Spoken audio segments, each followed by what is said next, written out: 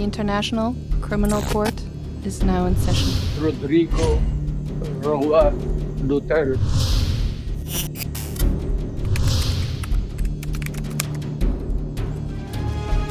Handa si dating PNP Chief Oscar Albayalde na humarap sakaling iparesto rin ng International Criminal Court.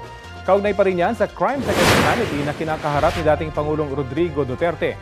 Sa panayam ng Super Radio DZBB, iginiit ni Albayalde na wala silang ibinigay na iligal na kautusan para masugpo ang illegal drugs sa bansa.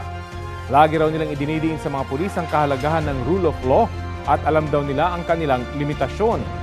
Sana ay maging fair at may due process anya sa investigasyon. Gate pa ni Albayalde na PNP Chief noong 2018 hanggang 2019, kung may narinig man ang publiko kay dating Pangulong Duterte, hindi raw nila yon ibinababa o iniuutos sa mga pulis.